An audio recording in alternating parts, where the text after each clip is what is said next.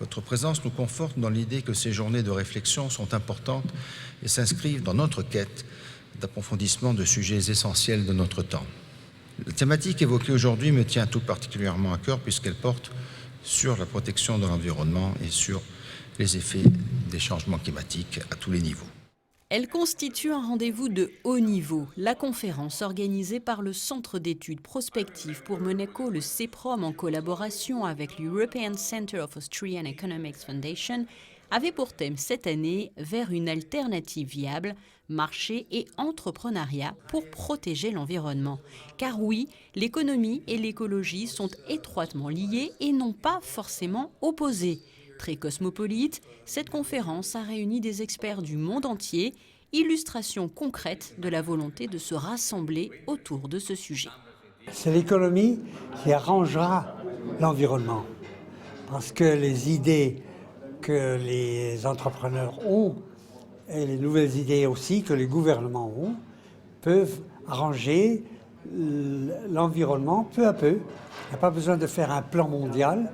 On peut faire de petites choses qui vont bien améliorer la situation.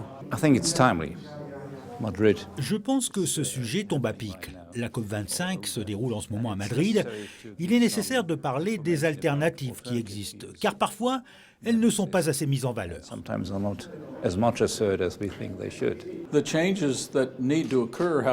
Le changement qui doit être opéré doit avoir lieu dans le secteur privé et pas uniquement dans le secteur public. Il est donc intéressant de se pencher sur la manière dont les entrepreneurs pensent à l'environnement à travers les prismes technologiques électriques. Nature, changement climatique, dilemme, progrès, gouvernance, mais aussi énergie propre, droit. L'éventail de termes entendus révélait l'ampleur des sujets liés à ces deux thèmes, entrepreneuriat et environnement. C'est très positif qu'il s'agisse d'un événement cosmopolite, car le seul moyen d'arriver à changer les choses est de mobiliser l'ensemble de nos forces, de comparer, de confronter nos différentes expériences de divers endroits. Cet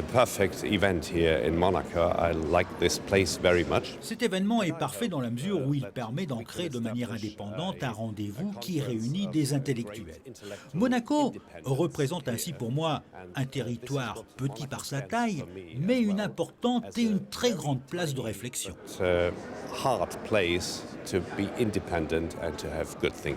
Est-ce qu'il est important pour vos jeunes et pour vous-même de prendre part à ce type d'événement comme aujourd'hui ? Évidemment, je crois que c'est le rôle d'une université de permettre à ces jeunes d'être ouverts au maximum d'idées, de sollicitations, de réflexions. Donc à chaque fois qu'on a l'opportunité de leur faire profiter d'un événement, d'une conférence à Monaco, on est heureux qu'ils puissent y assister. C'est devenu une habitude maintenant, puisque chaque année, on a environ 250 à 300 étudiants qui assistent aux conférences du CEPROM, et c'est une très bonne chose. Conférence du 10 décembre, au cours de laquelle les actions menées par le prince Albert II en faveur de la protection de la planète ont été largement saluées.